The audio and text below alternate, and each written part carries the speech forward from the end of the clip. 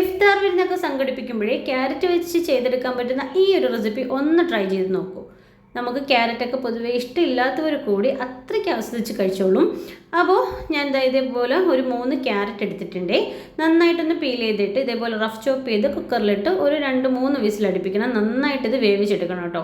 അതിനുശേഷം ഒരു മിക്സിയുടെ ജാറിലേക്ക് നമ്മുടെ വേവിച്ച ക്യാരറ്റ്, പിന്നെ നല്ല കട്ടി പാലാണ് ഇട്ട് കൊടുക്കുന്നത്. 2-3 കപ്പ് പാൽ എടുക്കുന്നുണ്ട്. ഞാനിതിൽ ഒട്ടും വെള്ളമൊന്നും ചേർക്കുന്നില്ല. പിന്നെ ഒരു ഫ്ലേവറിന് വേണ്ടി 2 ഏലക്ക ഇട്ട് കൊടുക്കുന്നുണ്ട്. ആവശ്യത്തിന് മധുരം പഞ്ചസാര ഇട്ട് കൊടുക്കുന്നുണ്ട്. പഞ്ചസാര വേണമെന്നുണ്ടെങ്കിൽ മിൽക്ക് മെയ്ഡ് ചേർത്താലും മതി. എന്നിട്ട് നമുക്കിതൊന്ന് നന്നായിട്ട് നന്നായിട്ടൊന്ന് അരിച്ചെടുക്കണം കേട്ടോ. ഈ ഏലക്കയുടെ തരിയൊക്കെ കാണും. അപ്പോൾ നന്നായിട്ട് അരിച്ചെടുത്തിട്ട് നമുക്ക് കട്ട് ചെയ്ത് വെച്ചിരിക്കുന്ന ആപ്പിള്, പഴം, അതല്ലെന്നുണ്ടെങ്കിൽ നിങ്ങളുടെ കയ്യിലുള്ള ഏത് ഫ്രൂട്ട്സും എടുക്കാം. സിട്രസ് ഫ്രൂട്ട്സ് മാക്സിമം ഒന്ന് ഒഴിവാക്കിയാൽ മതി. പിന്നെ സബ്ജ സീഡും ഞാൻ കുറച്ച് ചൗവരിയും കൂടെ വേവിച്ച് ചേർക്കുന്നുണ്ട്. അപ്പോൾ ഇതെല്ലാം കൂടെ ചേർത്തിട്ട് നന്നായിട്ടൊന്ന് മിക്സ് ചെയ്ത് നന്നായിട്ട് തണുപ്പിച്ചിട്ട് ഉപയോഗിക്കും. അപ്പോൾ അത്രയേ ഉള്ളൂ. എല്ലാവരും ഒന്ന് ട്രൈ ചെയ്ത് നോക്കണം.